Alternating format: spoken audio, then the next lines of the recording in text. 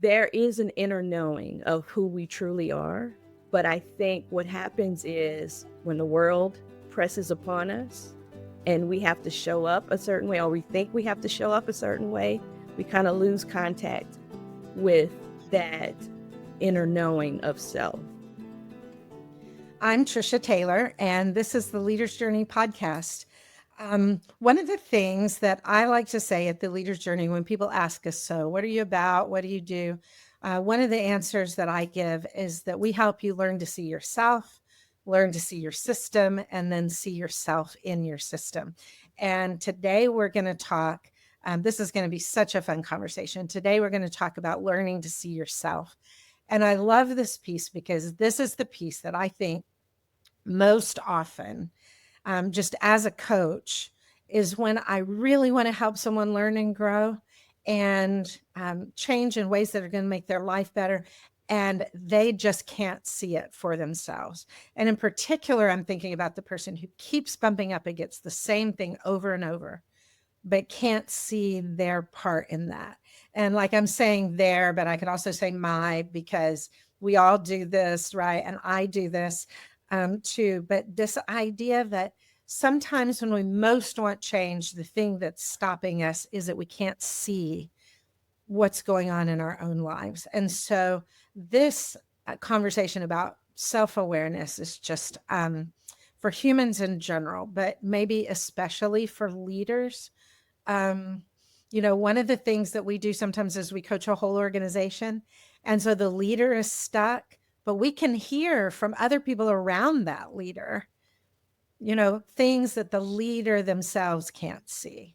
And so we're going to talk about self-awareness today, learning to see ourselves. Here's our simple but complex leadership principle: that being able to see ourselves, the bright spots and the dark spots, learning to see how we've learned to be safe in the world and how to get our needs met. This is the starting place for acceptance and growth and change. So that brings us to part of this that I'm really excited about, which is this conversation that I get to have with my teammate, colleague, Aundrea Baker. So welcome, Aundrea. I'm going to Thanks for having me. Yeah, I'm going to say a few nice things about you now, because literally I just had a meeting with Jim, and between the two of us just this week, we have heard 4 different people say some variation of, I really love the work that I'm doing with Aundrea as a coach. So, That's um, wonderful. yeah, Makes then me it's feel fun good. for us to hear. But Mhm. Aundrea is from Louisiana. She now lives in the Houston area. And I love your story because you've done so many different things: church planting, co-pastoring, various kinds of church leadership, nonprofit leadership, where you and your husband, Warwick, who, by the way, is also on our team, um, founded and ran a nonprofit, and then just a ton of education, including a doctorate, and just wide and deep experience. And I was going to say 4 grown kids, but your kids are in that phase, like almost grown, near Almost grown, grown. Yeah. Yeah. right? Yeah. Kind of in space. So Yes. I'm really, really glad you're here. And there are about a million things that we could talk about, Hmm. but we're going to talk about self-awareness and the Enneagram. And I wonder if you'd just start with telling me, how'd you get interested in getting trained in the Enneagram? Um, recently I was actually thinking about when did my Enneagram journey actually start? And it's interesting that you mentioned some of the things that I have done over the span of my life. And I think my first introduction to the Enneagram was around the time, about a decade ago, when my husband and I were burnt out from Mm.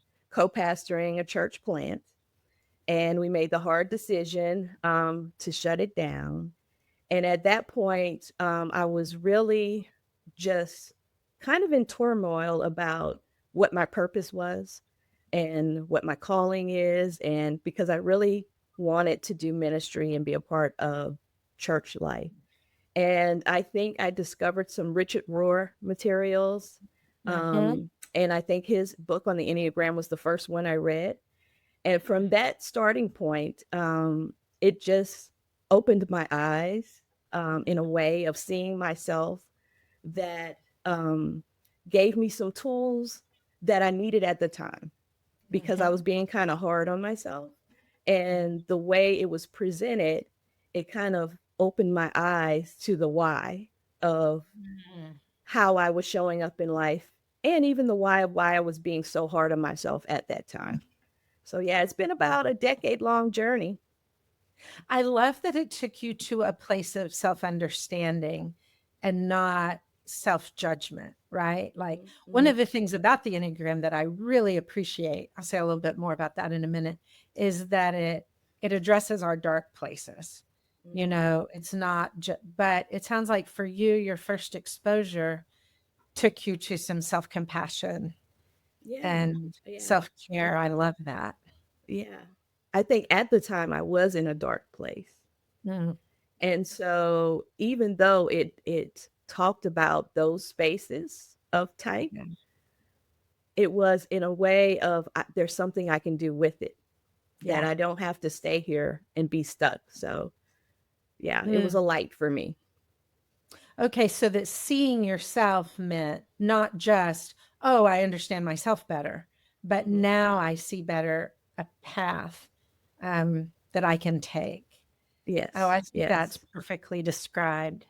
I have to admit, I had a ton of resistance to the Enneagram at first, Hmm. particularly as a clinician. A lot of my clients were, I was like, this is bogus. This is totally clinically bogus. And I was Hmm. really resistant. And then I just got a feel for how well, whether it's, clinically reliable or not, how well it gives people language for understanding themselves. Hmm. Um, Not everybody. Some people look at the Enneagram and they can't find themselves. And I think that's okay. No one tool is for everybody. But for Yes. those who do, it's like, oh, now it makes sense. Hmm. Um, Now I have language for what I've known. And I think about it sometimes as like the Enneagram is a mirror Hmm. that we look in that kind of confirms what we knew was there. Does that Hmm. image work for you? Yes. Yes. That resonates because I think there is an inner knowing of who we truly are.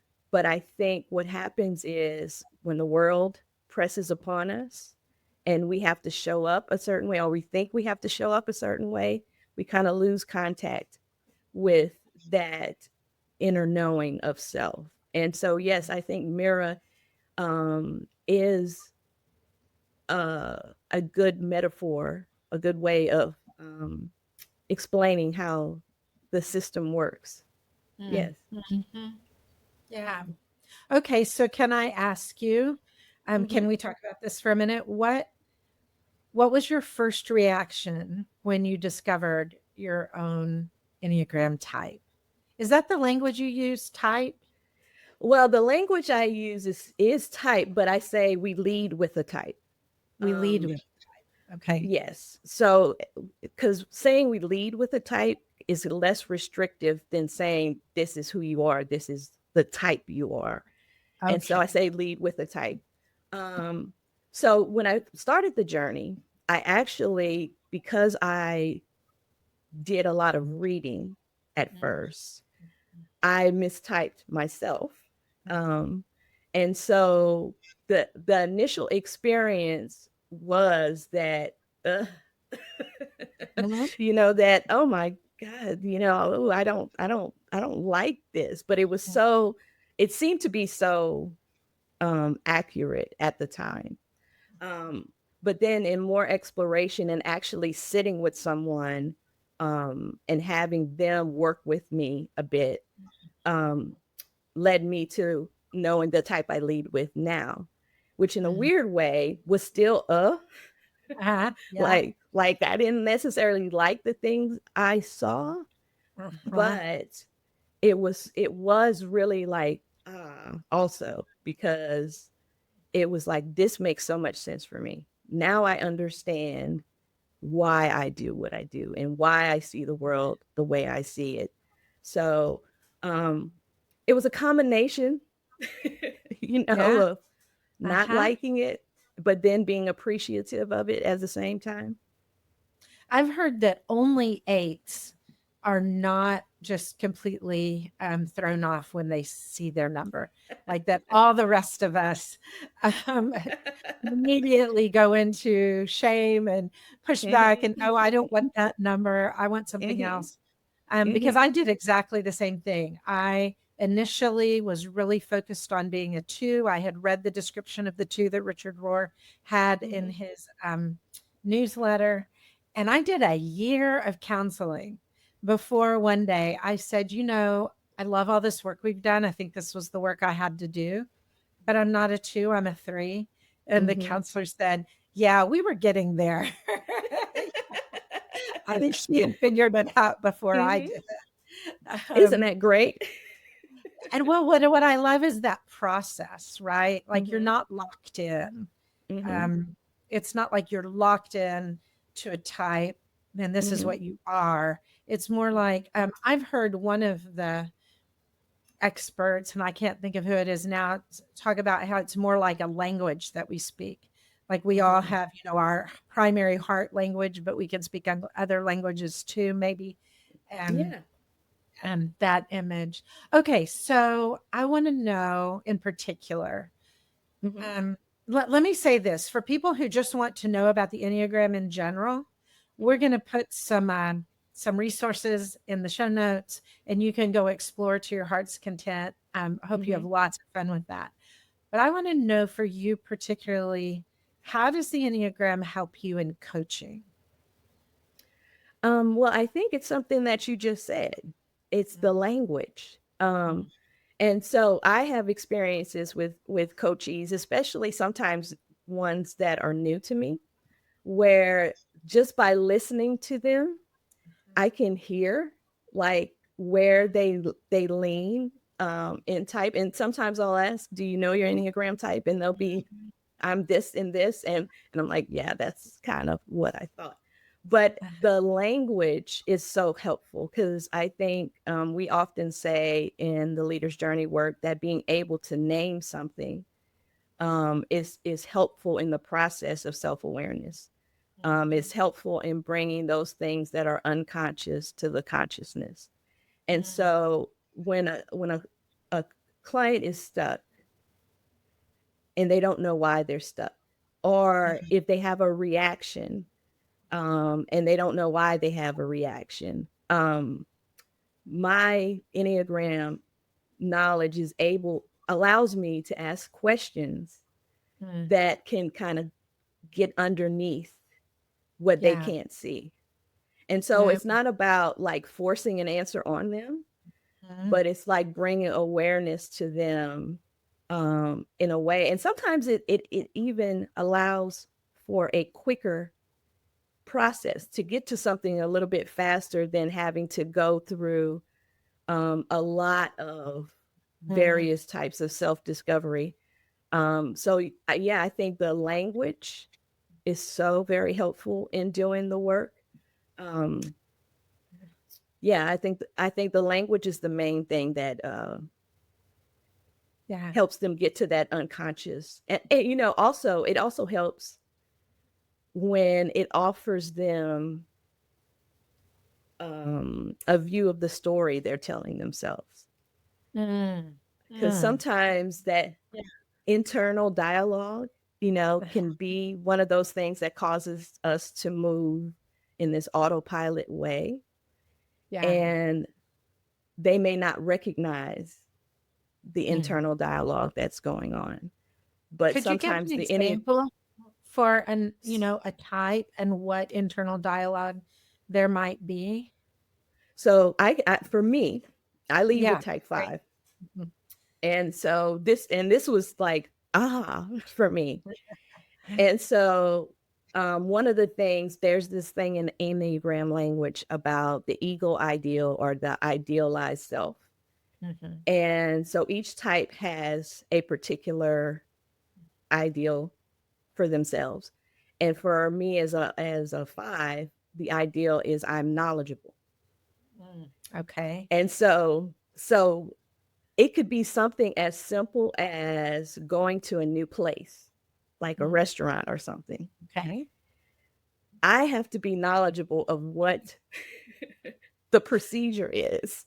Uh-huh. Like where to park, Mm, how long it's going to take, all the things, so that, because my the other part of that story that I'm telling myself, the thing that I want to avoid is seeming incompetent. ah, okay. Yeah. And Uh, so when I found out this information, it made so much sense because I didn't have that precise language for what I was feeling or the story I was telling myself. And so mhm. that opened the door for me, even in the situation, to be like, it's okay. You don't have to Yeah. know all the things. It'll be all right.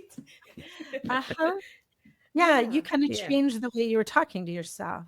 I really Mm-hmm. like that because you're, like, going from kind of a tendency, need Mm-hmm. to get all the information, to Mm-hmm. understanding there's something deep here about needing to be knowledgeable and Mm-hmm. needing to not look incompetent. And Mm-hmm. then that took you to the possibility of, I can talk to myself differently. And then Yes. let me make the jump, on our team. I'm Mm-hmm. sometimes the one talking to you about do this or that, and one of the things I've learned is that, you're gonna take some time because 'cause you're gonna Mm-hmm. need to think about it, get some information, you're gonna do some research, Mm-hmm. which is why the finished product is always so outstanding, but also I've learned you are not the person to go to say, "Hey, what do you think about this? Could you just, write something, write 500 words for me like this afternoon?" Like, that is not gonna be fun for Yeah. you. And Yeah. so It won't. knowing that as a colleague of yours is helpful Mm, too. mm-hmm. So I guess I wanna go 2 directions. One is, like, how can the Enneagram help me to grow personally?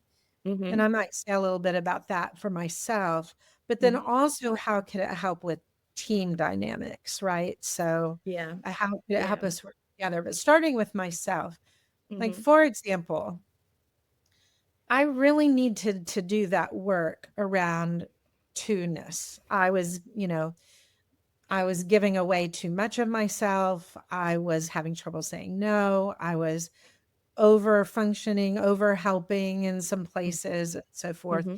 And I really did need to address that. Mm-hmm. But where that took me was to this idea that maybe helping is how I learned to get a seat at the table as a woman in leadership. Mm-hmm. But what really drove me was more about achievement, performing, and looking good. Mm-hmm. And making that shift, I mean, that was a hard mirror to see, right? Yeah. Mm-hmm. Like, maybe I'm not quite as altruistic as I think I am. But it also unlocked for me, Mm-hmm. um, what would my schedule look like if I gave up trying to look good or trying to Mm-hmm. perform? And Mm-hmm. could I have a different kind of life?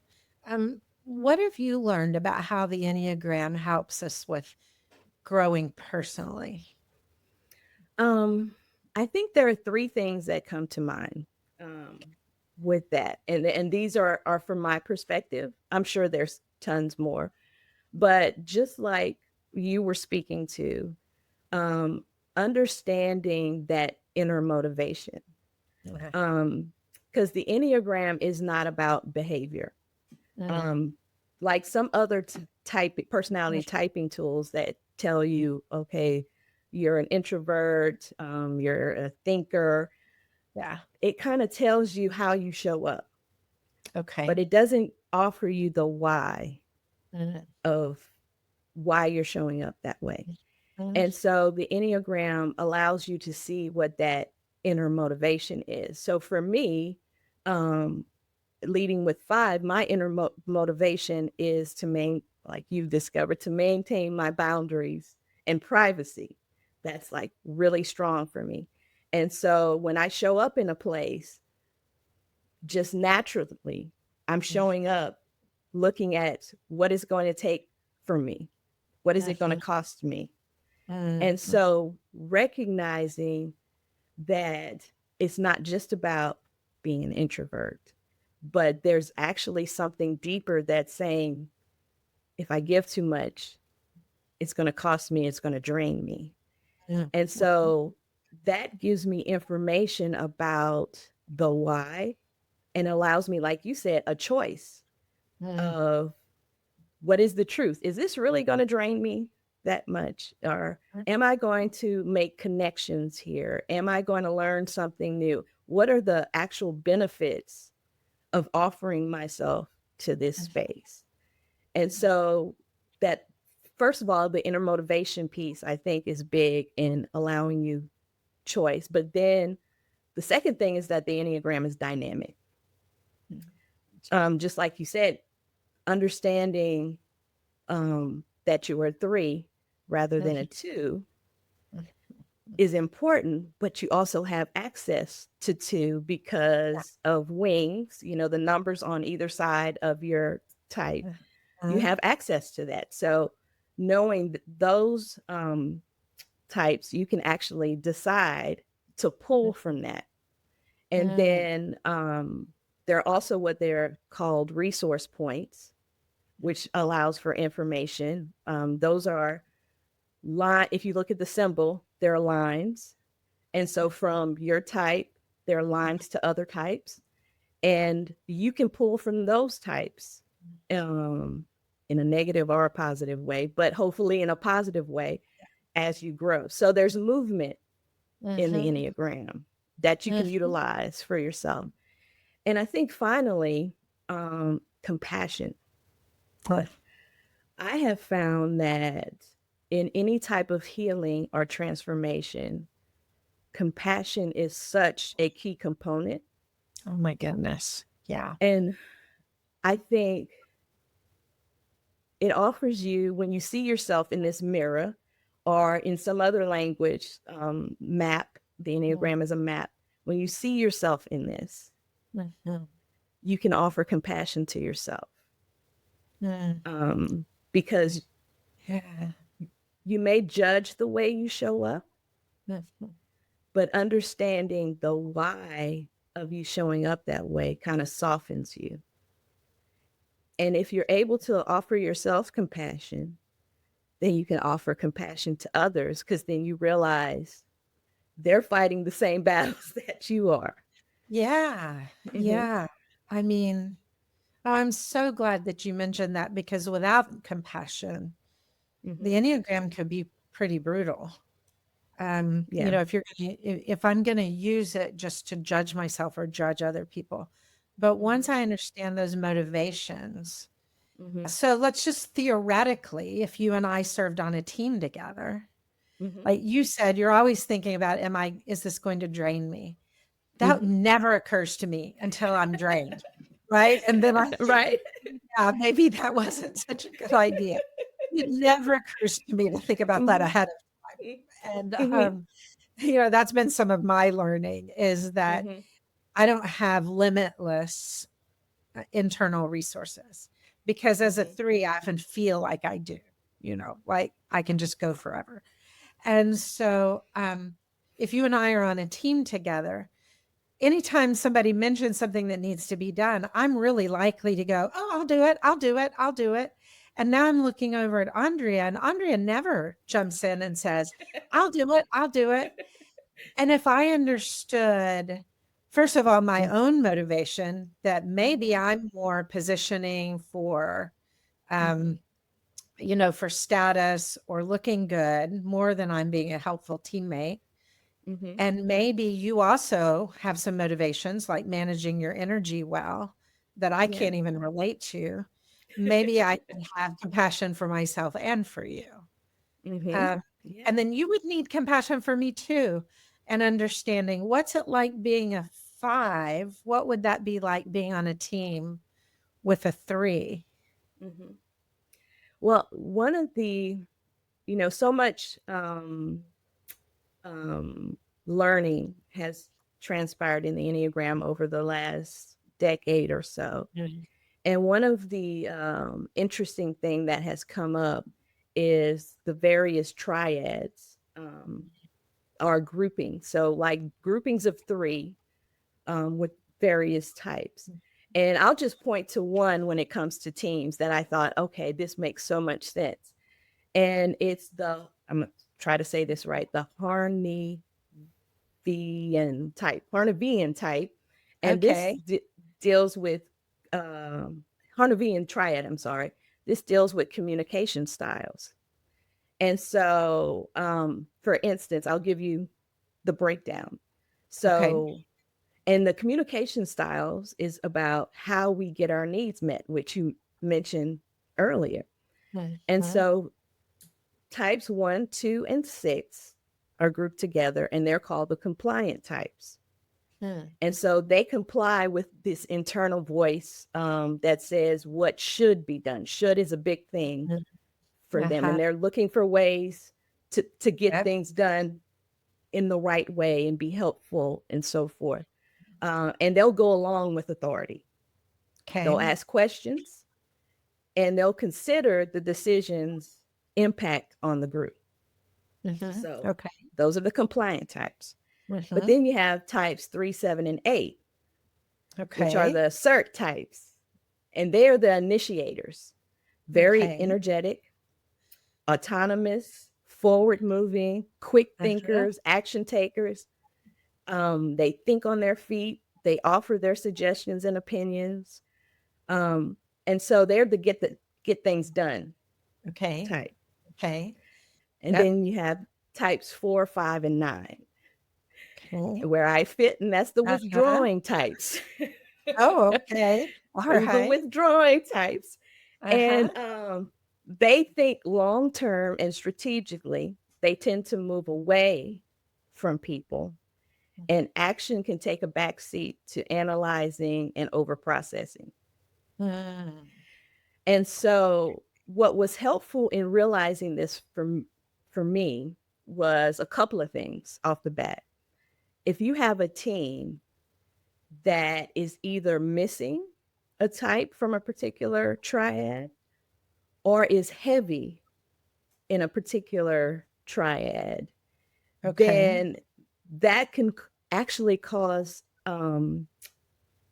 the team to not work effectively. And That that makes doesn't mean that I'm suggesting people should hire by type, but awareness of that can Mhm. cause people to say, okay, we need to move differently because of this. Mhm. And I can give an example of that. A client I'm working with, um, she's in the withdrawing type, and the people above her are in the assert type. Okay. And Uh-huh. so she didn't have the language for what was going on, but she felt rushed and overwhelmed and, a lot going on. And so part of my work with her was to have her to assert more, to Yeah. speak up Uh, more. And when she took that on, what she found was her contribution allowed the slowing down of things, and okay.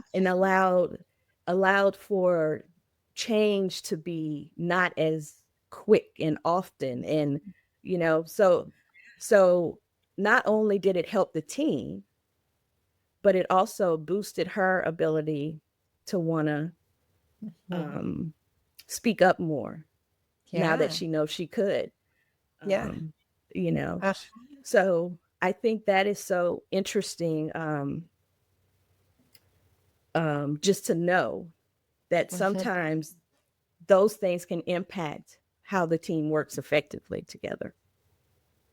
So, if you had a team that was, let's say, setting goals, Mm-hmm. the assert types are really likely. I mean, they've got the markers out there writing on the whiteboard. They've got all these ideas. They've read all the Mm-hmm. books.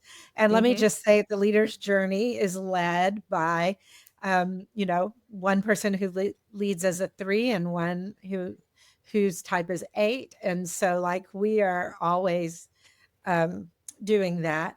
But then Mm-hmm. you have the withdrawn types that if they will speak up, Mm-hmm. will help us to slow down, to get all the Mhm. information, to assess Mhm. risk, Mhm. etc. And then if that first group, what were they called? The compliant The types? compliant types. Mhm. They can help us think about what's the impact of this going to be on the team? What's Mhm. the impact going to be on other people?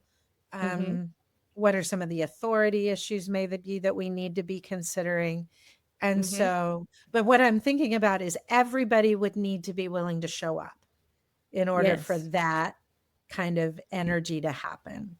Yes. Yes. Yeah. And see, I think the other thing that knowing this is useful for is helping people not take things personally. Whoa. Yeah. Yeah. Because,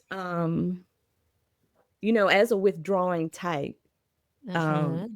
I've had situations, which is why this has helped me, where um, I didn't understand what I was doing, but I Mm-hmm. felt it in my body that I just wanted to get away, Mm. and I would get away. But folks may think that I'm doing that because of something they did or said. And it's Ah. not necessarily that, it's just my energy is gone. I'm Yeah. depleted, Huh? or I need to sit back and really think about all the things that have been said or have transpired. And so I think it offers an opportunity, if everybody understands it, a safer way for people to show up. Oh, that's really important because if I know I'm not going to be judged, if I know Mhm. you have a way of understanding me, Mhm. if I'm having compassion for myself and I trust that you can use what you know about the Enneagram and my type to have Mhm. compassion for me, I Mhm. don't have to take things personally and I'm safer, Mhm. right? Like, Yeah. wow, Yeah. which are all the things we want on a team. Mhm. Yeah. Yeah, I love that. I really, I mean that's a vision for how things could be. Mhm. Because Mhm. taking things personally and judging each other, that might be where we most get caught up, stuck in Yeah. terms of team dynamics. Okay. Mhm. Anything else? Anything you haven't gotten to say? Anything you wish people knew about the Enneagram? I think um one of the things that has been really, really helpful for me, like I said before, was that compassion I was able to give to myself, of, thinking that I'm an outsider or I don't fit in because of the way I show up. Because this tends to be an extroverted, moving culture. Yeah. And I tend to be, like not that quick moving. And so that kind of had me having judgment on Mm, myself. And this allowed me to be like, okay, there's not anything wrong with you. mm, It's just you're differently wired, ah, which is okay. But it also allows me a space to challenge myself. mm, You know, mhm, at times when I see my type show up, mm, mm, I can make a decision to step past those mm, uncomfortable feelings, and those stories I'm telling myself, and say, it's okay. You'll have mm, enough energy to do this. It won't cost you too much. You can show up. Good things will happen. So I think that's one thing. But the other thing was in having opportunities to be in trainings with mm. others that lead with type 5. Oh Yeah. my goodness. Um, we met as strangers, but we became family because it was like, you speak my language. Oh, I love you know, that.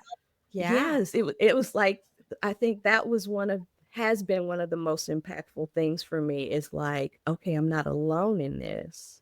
Mm, And it's mhm. not even us saying too much. It's Yeah. just a recognition Mhm. of certain things that are familiar to us, that Right. so, if anybody has an opportunity to participate in a training, Yeah. um I say go for it because it's helpful in that way. We can Yeah. put some links to some organizations that offer those. There's at least Mm-hmm. one here in Houston. I'm sure you know about some, Mm-hmm. and some online options. We'll put those in the show notes. Yeah, I Mm-hmm. think one of the things that the Enneagram offers that maybe some of those other typing kinds of systems don't, Mm-hmm. at least what it offered to me, was also the ability, I mean, yes, tons of compassion, but also the places to look at what uniquely creates shame for me and some of my places of brokenness, Mm-hmm. which is Mm-hmm. not it's deeper maybe, or more reflective, more self-reflective, more vulnerable Mm-hmm. maybe than some of the ones in the business world that are more, you know, Yeah. Yeah. um, I want to say maybe more positive. Mm-hmm. The Enneagram wrestles with what are some of those hidden motivations Yeah. and so forth. And I really appreciated the opportunity to do that work with in my case, with a counselor, but you could also do it with a coach. Mm-hmm. It was life changing for me, Yeah. um, to be able And to there look at that. there is new work out there, and I can't. Maybe that's something we can include in the show notes. That someone has done about around attachment, um, Okay. and the Enneagram types and their experience with attachment in their first formation. That can be eye opening because it kind of speaks to that wounding that happened or the need that didn't get met. And it's Yeah. different for different types. So that is a great place to explore because it further Mhm. explains the motivation, right?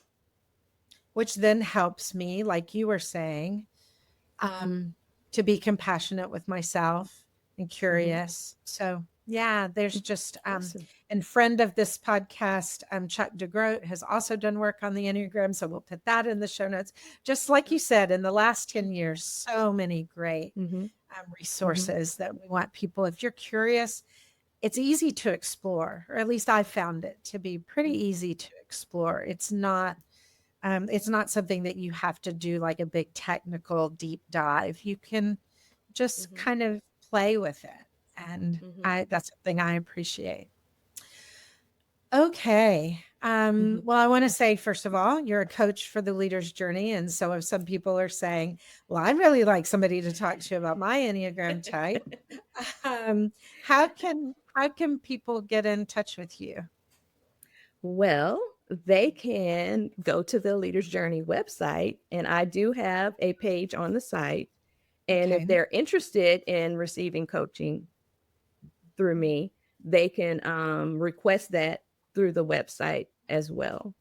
And so, Perfect. I enjoy the work that I do. So I look forward to anyone that wants to be a part of that. Yeah, and I would say individually, but you could also work with a group or a team. Mm-hmm. There are a lot of options for what you could do there. And Okay, well also, then, yeah. before we go, there's also I am trained in doing typing interviews because Okay, sometimes just reading can be um, confusing for people. And I can do a typing one-on-one typing interview. Now, I don't tell a person exactly this is what you are. I give them options. But sometimes having a person listen for that inner motivation that you're not aware of can kind of help point you in a direction. Yeah, Yeah. yeah, yeah. I think that's what my counselor was doing when Hmm. she was listening, and she could hear some things I couldn't hear that Hmm. eventually I heard, but it took me a little while. So that kind of interview, that sounds really helpful. Um, okay, so the leadersjourney.us. Just come to the website, check out Aundrea, check out the rest of the work we're doing. Thanks for listening, everybody. Y'all take good care. Bye.